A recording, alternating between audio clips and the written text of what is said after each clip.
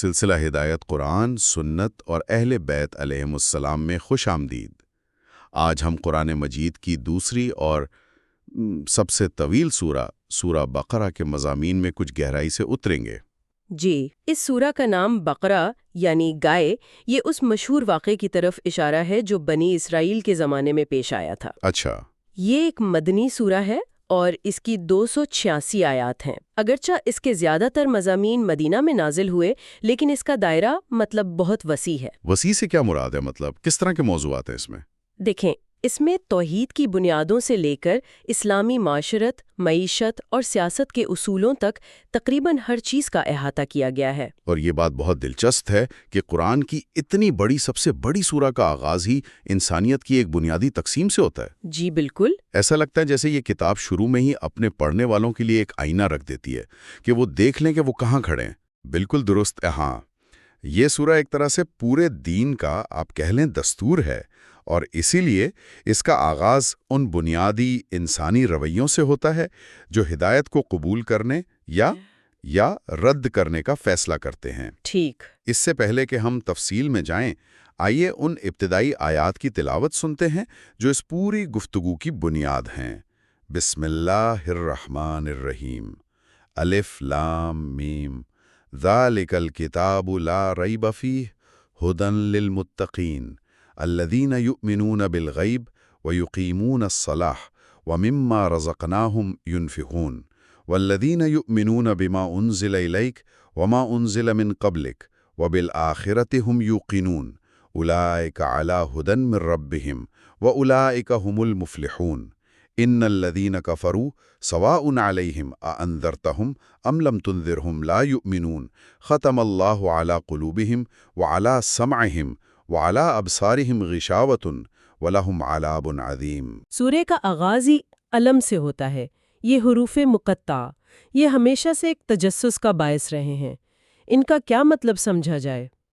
یہ ایک بہت گہرا سوال ہے۔ تفاسیر میں اس پر بہت بحث ہے۔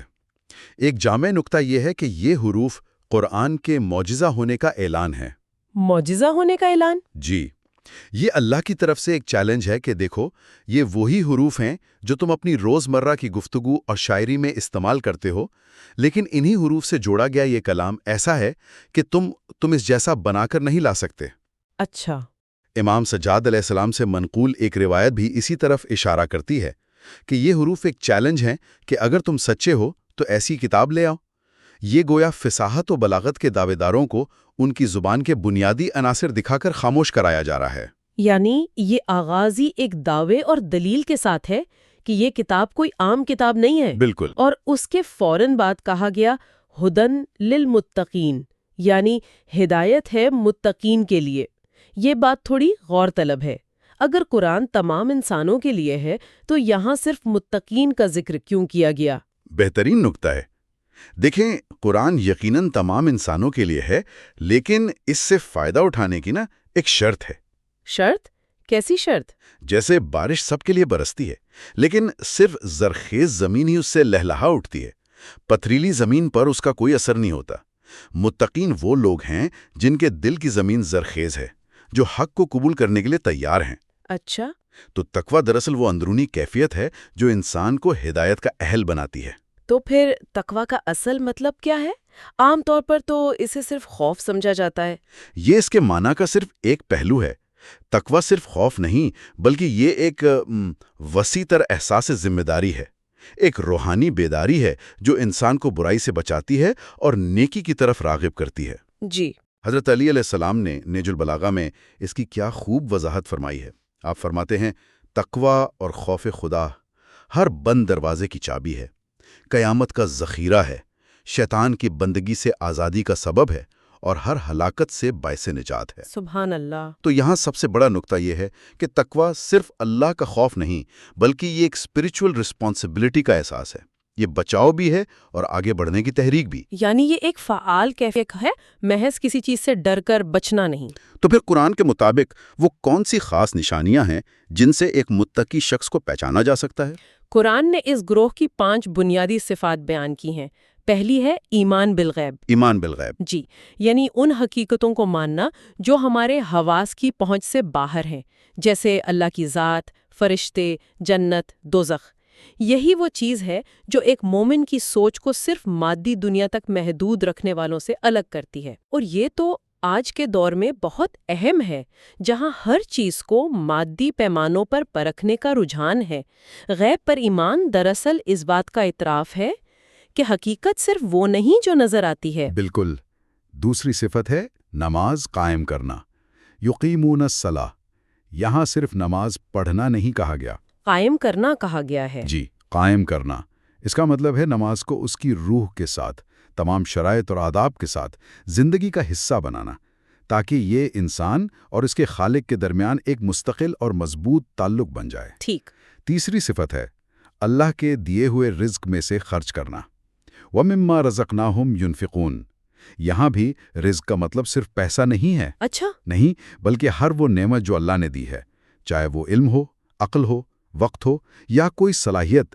امام صادق علیہ السلام نے فرمایا کہ اس سے مراد علم کی نشر و اشاعت بھی ہے۔ یہ بہت ہی خوبصورت بات ہے کہ رزق کو صرف مال تک محدود نہیں رکھا گیا۔ اس کا مطلب تو یہ ہوا کہ ہر شخص اپنی حیثیت میں خرچ کر سکتا ہے، ایک عالم اپنا علم بانٹ کر، ایک ہنرمند اپنا ہنر سکھا کر۔ یہ تصور ہی معاشرے کو جوڑتا ہے۔ یقیناً۔ چوتھی صفت ہے تمام آسمانی کتابوں پر ایمان لانا، یعنی ایک متقی صرف قرآن کو نہیں بلکہ پچھلے انبیاء پر نازل ہونے والی کتابوں کی اصل کو بھی سچا مانتا ہے۔ یہ اسلام کے پیغام کی عالمگیریت کو ظاہر کرتا ہے۔ اور پانچویں اور آخری صفت آخرت پر یقین، وَبِالْآخِرَةِ هُمْ يُوقِنُونَ۔ یہاں ایمان سے بھی آگے بڑھ کر یقین کا لفظ استعمال ہوا ہے۔ یقین۔ جی، یہ وہ پختہ یقین ہے جو انسان کو ہر لمحہ اپنی جواب دہی کا احساس دلاتا ہے اور اسے بے لگام ہونے سے بچاتا ہے۔ یہ تو ان لوگوں کی بات ہوئی جو ہدایت قبول کرنے کے لیے تیار ہیں، لیکن قرآن ان لوگوں کے بارے میں کیا کہتا ہے جو جان بوجھ کر انکار کرتے ہیں؟ ان کی نفسیات کیسی ہوتی ہے؟ یہ دوسرا گروہ ہے، کفار۔ یہ وہ لوگ ہیں جو ہٹ دھرمی اور تعصب کی وجہ سے اس مقام پر پہنچ جاتے ہیں کہ ان پر نصیحت کا کوئی اثر نہیں ہوتا۔ کوئی اثر نہیں ہوتا۔ جی، قرآن کہتا ہے کہ انہیں ڈرایا جائے یا نہ ڈرایا جائے وہ ایمان نہیں لائیں گے۔ ان کے بارے میں آیت کہتی ہے ختم اللہ علی قلوبہم، یعنی اللہ نے ان کے دلوں پر مہر لگا دی ہے۔ ایک منٹ، یہاں یہ سوال پیدا ہوتا ہے کہ اگر اللہ نے خود ہی ان کے دلوں پر مہر لگا دی ہے تو پھر ان کا قصور کیا ہے؟ یہ تو جبری گمراہی لگتی ہے۔ یہ ایک بہت اہم نقطہ ہے اور اسے سمجھنا ضروری ہے۔ دیکھیے، یہ مہر لگانا اللہ کی طرف سے کوئی جبری کارروائی نہیں ہے، بلکہ یہ ان کے اپنے اعمال کا قدرتی نتیجہ ہے۔ قدرتی نتیجہ؟ جی، جیسے جب کوئی شخص مسلسل اپنی آنکھیں بند رکھے تو وہ روشنی دیکھنے کی صلاحیت سے محروم ہو جاتا ہے، یا کوئی اپنے کانوں میں انگلیاں ٹھوس لے تو وہ آواز نہیں سن سکتا۔ اسی طرح جب کوئی انسان جان بوجھ کر مسلسل حق کا انکار کرتا ہے، گناہ پر اصرار کرتا ہے، تو اس کا دل روحانی طور پر سخت اور زنگ آلود ہو جاتا ہے اور سچائی کو قبول کرنے کی صلاحیت کھو دیتا ہے۔ تو یہ ایک طرح سے عمل اور رد عمل کا قانون ہے۔ انسان اپنے انتخاب سے خود پر ہدایت کا دروازہ بند کر لیتا ہے۔ بالکل۔ امام باقر علیہ السلام سے ایک روایت ہے جو اس کی بہترین وضاحت کرتی ہے۔ آپ نے فرمایا کہ جب بھی انسان کوئی گناہ کرتا ہے تو اس کے دل پر ایک کالا نقطہ لگ جاتا ہے۔ اچھا۔ اگر وہ توبہ کر لے تو وہ مٹ جاتا ہے، لیکن اگر وہ گناہوں میں بڑھتا چلا جائے تو وہ نقطہ پھیلتا جاتا ہے، یہاں تک کہ پورے دل کو ڈھانپ لیتا ہے۔ پورے دل کو؟ جی۔ اور جب دل سیاہ ہو جائے تو پھر وہ کبھی خیر کی طرف نہیں پلٹتا۔ یہی دل پر مہر لگنے کا حقیقی مفہوم ہے۔ یہ ایک تدریجی عمل ہے جس کا ذمہ دار انسان خود ہے۔ یہ تو بہت گہری اور سنجیدہ بات ہے۔ اس کا مطلب ہے کہ ہر گناہ، چاہے وہ چھوٹا ہی کیوں نہ ہو، انسان کو حق سے دور کرنے کی صلاحیت رکھتا ہے۔ اچھا، متقین اور کفار تو دو واضح گروہ ہو گئے، لیکن ایک تیسرا گروہ بھی ہے جس کا قرآن بہت تفصیل سے ذکر کرتا ہے۔ جی، اور وہ تیسرا گروہ ہے منافقین کا، یعنی دوگلے اور دوہرے معیار رکھنے والے لوگ۔ یہ گروہ اتنا خطرناک ہے کہ قرآن نے ان کی نفسیات اور پہچان بتانے کے لیے آگے 13 آیات مختص کی ہیں۔ 13 آیات؟ جبکہ کفار کا ذکر صرف 2 آیات میں ہوا؟ جی بالکل، اس سے ان کے خطرے کا اندازہ ہوتا ہے۔ ان کی سب سے بڑی نشانی ان کے قول اور فعل اور ظاہر و باطن کا تضاد ہے۔ قرآن کہتا ہے فی قلوبہم مرضٌ، یعنی ان کے دلوں میں بیماری ہے۔ یہ شک، حسد، کینہ اور کفر کی روحانی بیماری ہے۔ ان کا طرز عمل کیسا ہوتا ہے؟ وہ معاشرے میں کیسے پہچانے جا سکتے ہیں؟ ان کا رویہ دھوکہ دہی پر مبنی ہوتا ہے۔ جب وہ ایمان والوں سے ملتے ہیں تو کہتے ہیں ہم ایمان لائے، لیکن جب اپنے شیطان صفت دوستوں اور سرداروں کے پاس جاتے ہیں تو کہتے ہیں ہم تو تمہارے ساتھ ہیں، ہم تو بس ان کا یعنی مسلمانوں کا مذاق اڑا رہے تھے۔ یعنی وہ خود کو بہت چالاک سمجھتے ہیں؟ بہت زیادہ۔ وہ خود کو چالاک اور مسلمانوں کو بے وقوف سمجھتے ہیں، حالانکہ قرآن کہتا ہے کہ اصل میں بے وقوف اور بے شعور وہ خود ہیں، لیکن انہیں اس کا احساس تک نہیں۔ ان کی نفسیات کو سمجھنا واقعی مشکل ہے۔ قرآن نے ان کی اس پیچیدہ حالت کو سمجھانے کے لیے کوئی مثال بھی دی ہے؟ جی، قرآن نے ان کی حالت کو سمجھانے کے لیے 2 بہت طاقتور مثالیں دی ہیں۔ پہلی مثال آگ کی ہے۔ آگ کی؟ فرمایا کہ ان کی مثال اس شخص جیسی ہے جس نے اندھیرے میں آگ جلائی۔ جب آگ نے اس کے ارد گرد کے ماحول کو روشن کر دیا تو اللہ نے ان کا نور چھین لیا اور انہیں ایسے اندھیروں میں چھوڑ دیا جہاں انہیں کچھ دکھائی نہیں دیتا۔ اس کا کیا مطلب ہے؟ یہ نور کون سا تھا جو چھین لیا گیا؟ یہ اسلام کا نور ہے۔ وہ کلمہ پڑھ کر مسلمانوں کے معاشرے میں شامل ہو گئے، انہیں امان ملی، سماجی فائدے حاصل ہوئے، یعنی انہوں نے اسلام کی روشنی سے وقتی فائدہ اٹھایا۔ اچھا، وقتی فائدہ۔ جی، لیکن چونکہ ان کے دل میں ایمان نہیں تھا، صرف دکھاوا تھا، تو یہ روشنی ان کے باطن کو منور نہ کر سکی۔ بالآخر ان کا نفاق ظاہر ہو گیا اور وہ اس روحانی روشنی کو کھو کر شکوک و شبہات کے اندھیروں میں ہمیشہ کے لیے بھٹک گئے۔ اور دوسری مثال کیا ہے؟ دوسری مثال طوفانی بارش کی ہے۔ فرمایا ان کی مثال ایسی ہے جیسے آسمان سے موسلا دھار بارش ہو رہی ہو، جس میں اندھیرے، بادلوں کی گرج اور بجلی کی چمک بھی ہو۔ وہ موت کے خوف سے کڑک کی آواز سن کر اپنی انگلیاں کانوں میں ٹھونس لیتے ہیں۔ جب بجلی چمکتی ہے تو اس کی روشنی میں چند قدم چل پڑتے ہیں، اور جب اندھیرا چھا جاتا ہے تو وہیں کھڑے ہو جاتے ہیں۔ یہ تو ایک بہت شدید اور خوفناک منظر ہے۔ یہ ان کی اندرونی کیفیت کو کیسے ظاہر کرتا ہے؟ اس مثال میں بارش سے مراد اسلام ہے، جو کہ رحمت ہے، لیکن اس رحمت کے ساتھ کچھ ذمہ داریاں اور احکامات بھی ہیں جو ان پر بوجھ ہیں۔ یہ ہیں اندھیرے۔